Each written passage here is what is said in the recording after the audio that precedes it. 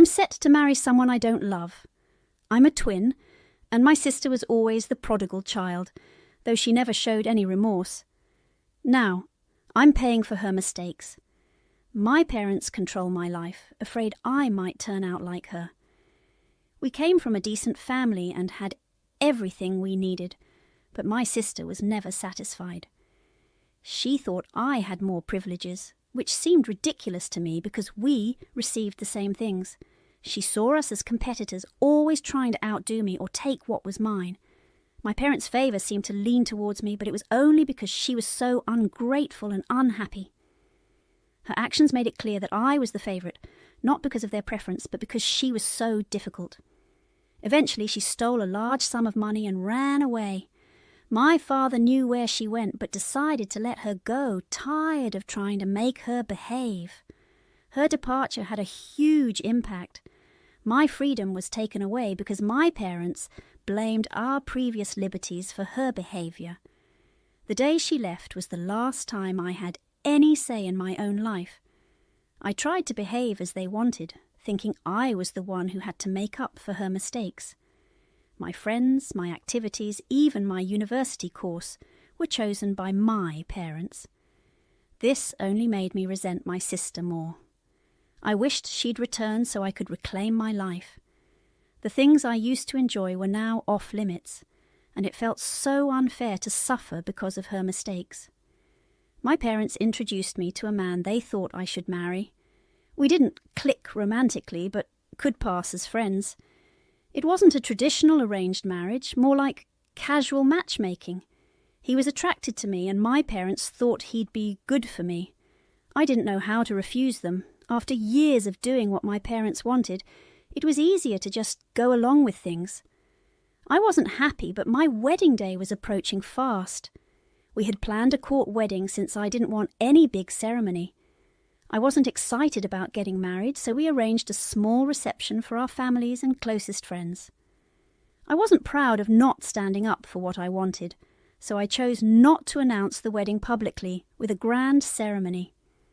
I was running a bit late to the courthouse when I saw my twin sister with my fiancé. To my shock, she had taken my place and was marrying him instead. She probably thought she was hurting me, but she had actually saved me from a situation I wasn't happy about. I was thrilled not to be getting married. No one expected her to show up at my wedding, so they likely didn't suspect anything. I stayed hidden until everything was legally finalised and then went to the reception. Everyone was stunned when they saw me. My parents, who knew me best, quickly figured out what had happened. Before they could say anything, I asked to speak. I thanked my sister for showing me that I didn't truly want to get married just to please my parents. I apologised to my fiancé for dragging him into this drama and explained that my feelings had nothing to do with him personally, but because I wasn't in love with him. My sister's face was filled with disappointment as she realised she hadn't ruined my life, but rather helped me avoid an unhappy future. My parents were extremely disappointed, and they couldn't believe my sister would do something like this. They were even considering legal action for impersonation. I stopped them from calling the police because my sister had just freed me from a marriage I didn't want. It was chaotic, but a huge relief. My mum asked why I hadn't been honest about my feelings on the marriage. I told her they had controlled my life ever since my sister disappointed them, making me feel like I was being punished because of her. I didn't think they would let me back out if I told them I didn't want to get married. I felt awful for misleading my fiancé. He wasn't forced into this. He genuinely liked me. I thought it was better for him to know the truth and avoid an unhappy marriage. So the next day, my fiancé and sister announced their marriage. My parents told her to leave and never return. She had left once before on her own, and when she came back, she caused even more trouble. My parents were embarrassed and sad, but I finally felt free. My sister didn't realise that her stunt would actually help me. If she knew how much I didn't want to get married, she wouldn't have disrupted the wedding. She must have seen my upcoming marriage as the perfect chance to hurt me, even though she had moved back to the city just for this. I've always wondered what I did to her and why she hated me so much. As identical twins, we were supposed to be close, but we never were, even when we were young. Despite everything she did, she continued to treat me poorly. That's when I decided it was better to see myself as an only child. My sister would never be the family member we wanted her to be.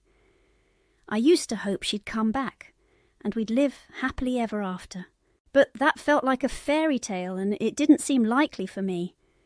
Now, I'm focusing on discovering myself and what I truly want. I refuse to go back to being the girl who only did what her parents wanted out of fear of disappointing them. I'm also giving my ex some space. I don't expect us to automatically become friends, and I hope he can forgive me. If he doesn't want anything to do with me, I'll understand.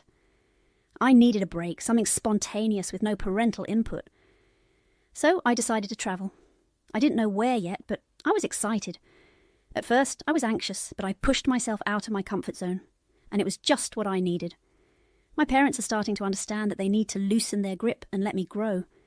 It's too late to become like my sister. I didn't make drastic changes. I stuck with my career path, which, even though it was their choice, I actually loved. The real changes were internal. During my trip, I discovered myself and what I liked, rather than just trying to be the opposite of my twin.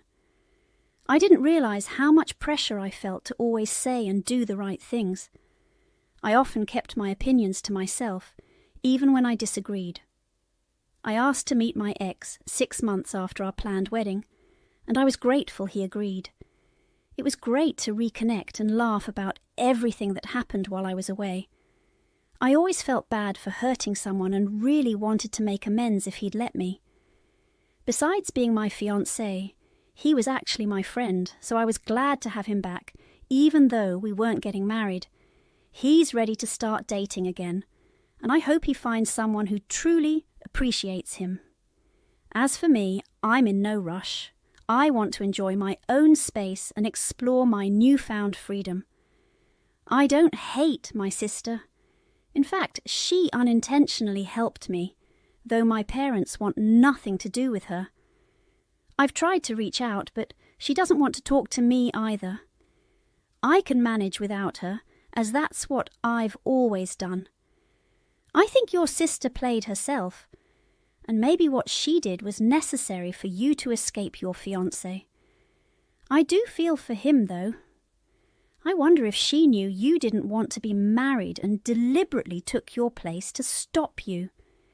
It's worth talking to her to find out for sure. Some background. My mum passed away when I was 8. After her death, my dad and I discovered she was much wealthier than we thought. She had set up an education fund that covered my private schooling, college, and grad school. I went to private school with a partial scholarship and college with a full one. I used some of the fund for grad school, but there was still money left over for future kids. Currently, my 17-year-old biological daughter, Serafina, attended private high school and recently got into a good college with a partial scholarship. She wants to go to medical school, and if she can get a partial scholarship there too, I'm happy to help her out so she has minimal debt. We're both grateful for this opportunity. I also have a stepson, Thorn, 18, who is starting college this fall. He went to a local public school as he didn't get into the same high school as Serafina. Despite that, he's an excellent student and athlete, earning a partial scholarship to his top choice college. I'm incredibly proud of both my children. My husband and I, married for 3 years, planned our finances and parenting carefully. We keep most of the money separate regarding the kids. We contribute to gifts and other expenses, but we handle cars, college, and similar costs individually. It's worked well so far. Both Serafina and Thorn have cars they paid for themselves, with me matching Serafina's savings and my husband matching Thorn's. For college, we had agreed that my husband would handle Thorne's expenses and I would cover Seraphina's. However, my husband thinks it's unfair that Seraphina will graduate debt-free while Thorne will have debt. He's calling both of us spoiled and entitled for not sharing the money more evenly. My mother-in-law also visited and said I was being unfair and that I should help Thorne out, implying that I love him less. I explained that this was the agreement my husband and I made, and his problem now is that Seraphina will be better off financially. Both my mother-in-law and husband are now giving Seraphina and me the silent treatment. As for Thorne, his mother left years ago, and neither he nor my husband is in contact with her. Seraphina's father passed away soon after she was born. Thorne is handling the situation well, though. He's asking his grandmother and dad to drop the issue and is being very considerate towards Seraphina and me. It seems like my husband is unhappy that his biological son isn't doing as well as my biological daughter. My wife and I, 28 and 26 respectively, have been married for over 2 years. Both of us have promising careers but aren't making a lot of money yet. We've been living paycheck to paycheck and have been using an old mattress and box springs inherited from a family member. The mattress, in particular, has had a bad spring that constantly dug into my side and lower back. We both agreed that we needed a new mattress, so a couple of weeks ago I went back home for my cousin's wedding. My wife couldn't come because of work. When I got home, she told me to check out the bedroom. I found a new mattress and adjustable frame wrapped in a red ribbon. She excitedly told me that she had been saving from her paychecks to buy it for us. While she was thrilled, I wasn't happy. I told her that a mattress is a major purchase and that we should have decided on it together to make sure it was something we both liked. She was disappointed and felt hurt, saying she wanted to surprise me with something nice that we needed. She thought I'd be happy since I didn't have to spend any money, but I believe a major purchase like this should have been discussed first, even if she used her own money.